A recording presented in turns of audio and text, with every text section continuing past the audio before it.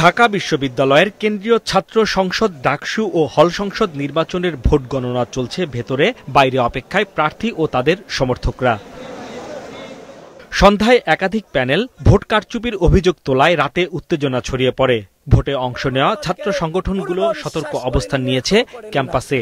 তারা যদি ভোট গণনার ম্যানিপুলেটের মধ্য দিয়ে যদি নির্বাচনী ফলাফলকে ব্যাহত করার বিন্দু পরিমাণ চেষ্টা করে, ঢাকা বিশ্ববিদ্যালয়ের সাধারণ শিক্ষার্থীরা সম্মিলিতভাবে তাদেরকে প্রতিরোধ করবে ইনশাআল্লাহ।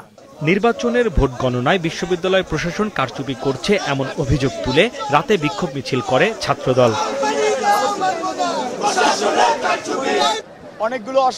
নির্বাচনে ভোট গণনায় কারচুপির শঙ্কা প্রকাশ করেন বৈষম্য বিরোধী ছাত্র সংসদ প্যানেলের জিএস প্রার্থী আবু বাকের মজুমদার। আমরা দেখেছি এই নির্বাচন কমিশন এইসব বিষয়ে পুরোপুরি ব্যর্থ হয়েছে। তবে শিবিরের পক্ষ থেকে রাতে সংবাদ সম্মেলন করে ছাত্রদল ও অন্য সংগঠনের অভিযোগ ভিত্তিহীন বলে দাবি করা হয়।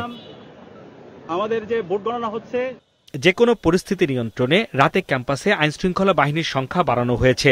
সতর্ক অবস্থানে রয়েছেন তারা। তবে দিনের শুরুটা উৎসবমুখরভাবে শুরু হয়। ভোটারদের লম্বা লাইন ছিল। বেলা বাড়ার সঙ্গে সঙ্গে অভিযোগ পাল্টা অভিযোগ বাড়তে থাকে প্রার্থীদের। সকালে উদয়ন স্কুলে ভোট দেন ছাত্রদল ও শিবির সমর্থিত প্যানেলের ভিপি প্রার্থীরা। আমরা দেখেছি পূরণকৃত ব্যালট শিক্ষার্থীদেরকে দেওয়া হয়েছে।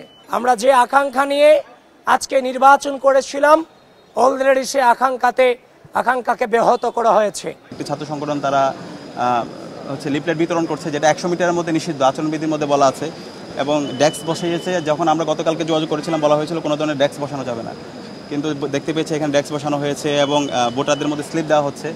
ছাত্রদল শিবির ছাড়াও ভোট কারচুপির অভিযোগ তোলেন আরো কয়েকটি প্যানেলের প্রার্থীরা। কিভাবে করে বুথ পর্যন্ত হচ্ছে এই ছাত্র শিবিরের নাম সম্মতির লিস্টগুলো গেল, এটা হচ্ছে আমাদের প্রশ্ন।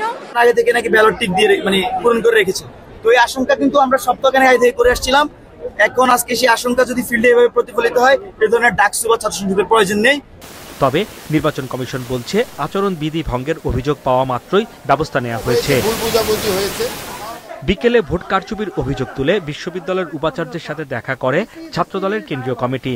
এবং সেই জন্যই আমি ভোটকে কেন্দ্র করে বড় কোনো অপ্রীতিকর ঘটনা না ঘটলেও কয়েকটি কেন্দ্রে ভোট কারচুপি নিয়ে উত্তেজনা তৈরি হয়। কার্জন হল বুথে অতিরিক্ত ব্যালট পেপার দেওয়ার অভিযোগে এক পোলিং অফিসারকে অব্যাহতি দেওয়া হয়।